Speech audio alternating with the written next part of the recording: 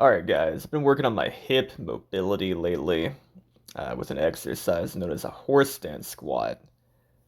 This is 3 steps out, so aka a 3-step horse stance squat.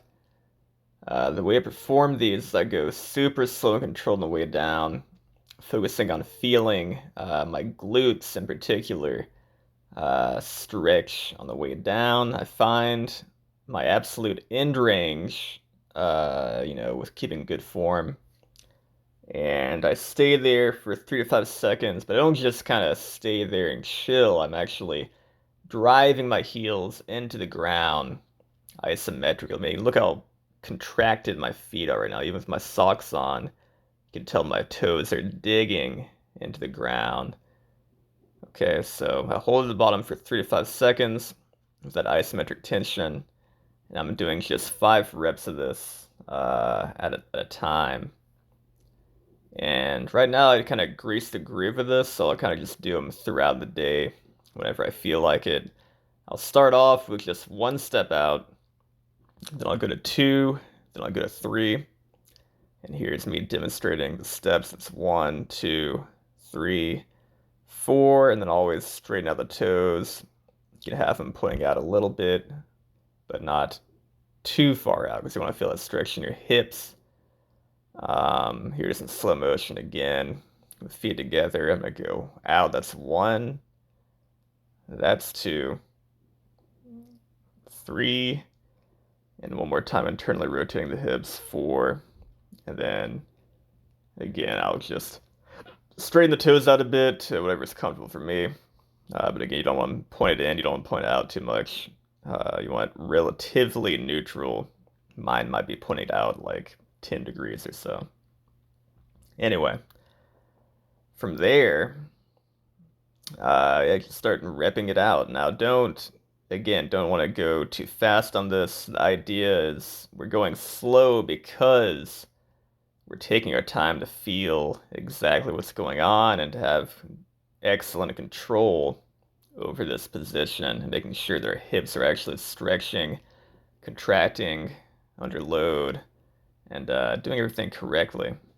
I like to put my hands behind my head and press my hands into my neck and neck into my hands so that my spine and like my core musculature is all contracted.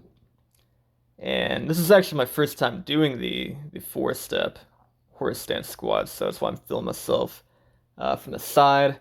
I actually did pretty well.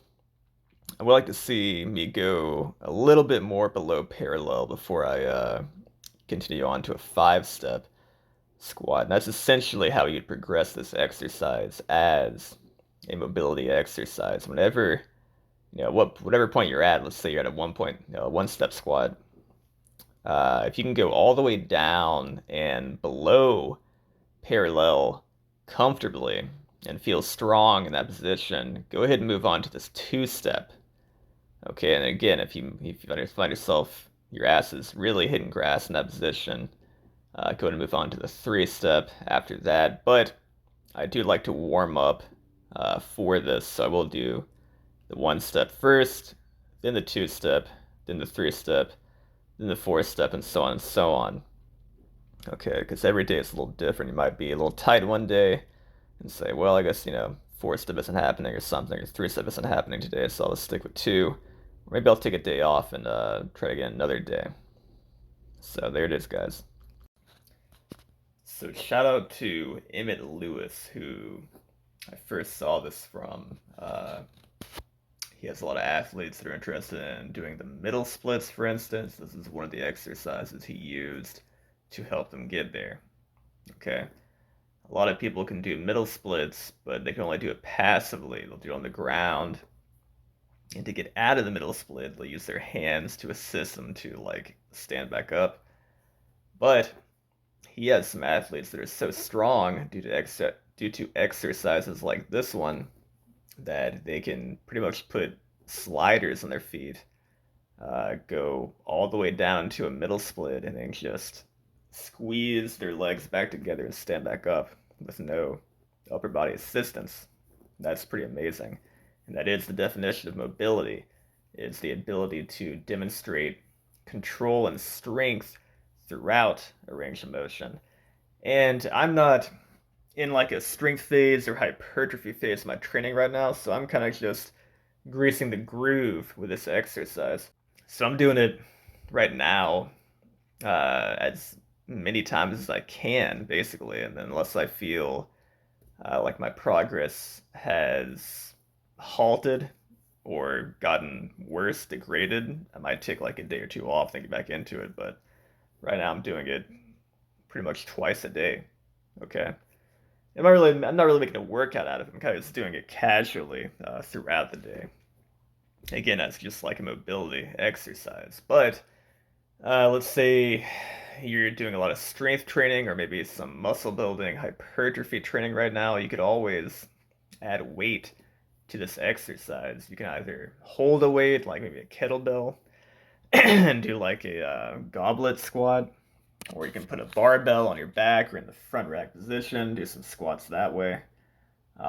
Or, you could even deadlift in this position and do like horse stance deadlifts and progress through weight that way. Of course, for strength, you might want to do something like 3 to 5 sets of like 3 to 5 repetitions, maybe up to like 6 repetitions. Maybe sometimes doing doubles or singles for reps, maybe twice a week, something like that, or maybe even once a week, depending on what else you're doing.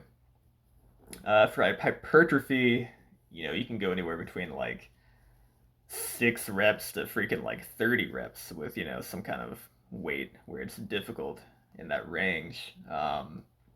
It's up to you. I mean, you can do anything you want literally with this exercise. Add weight or do a deadlift, do a squat, etc. So try it out. Let me know what you think. If you're interested in getting those freaking Shakira hips. Is that reference too old? I don't know. Yeah, just give it a shot. I think it's pretty fantastic. It's helped me a lot thus far in my training. So take care. Peace out.